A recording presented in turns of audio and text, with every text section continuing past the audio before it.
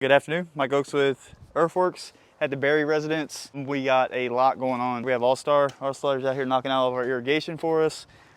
Got Antonio and myself, we're dropping plants, getting the plants in, just trying to get some of the bigger things in. That way irrigation knows what to put the bubblers on, where the new beds are gonna be. So literally we had a bare slate. Now we have all the Sylvesters in. With our Sylvesters, we always do a wood staking kit for basically about a year. We leave those on just so that we don't have nothing falling over. We have a lot of, like I said, a lot of plants down below, so we don't want something heavy smashing anything or even falling on the house. We have a whole bunch of Robolinis out here. So in the front, we did have a crepe myrtle that was gonna go over here. They decided against it. It was just a little too bare throughout the year for them. So the next best thing is the palm, and the Robolini is their choice. You got full greenery year long. It's a triple, so this thing's gonna get pretty massive and give it a little bit of shade over here on this far corner. So we got a lot going on in the backyard too. So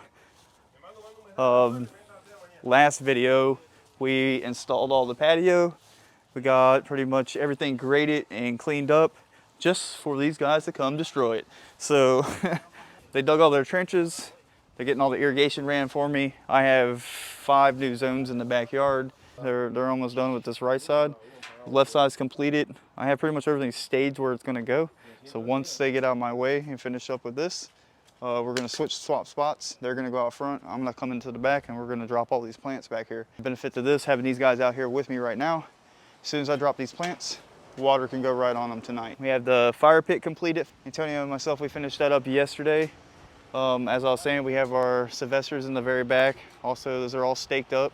It's just so we don't have nothing falling. Because we're on the water, we have a lot of wind back here. We don't really have any type of wind breaker. So tweakage is allowed on the plans. So out here, we kind of had the walkway a really sharp right, and then the fire pit was a little bit more over in the corner. Worked with the clients. They decided they wanted to pull it out a little bit. Also, once we get the foliage in, we can kind of see, because we're gonna have fire in the fire pit. We don't want the trees to catch on fire.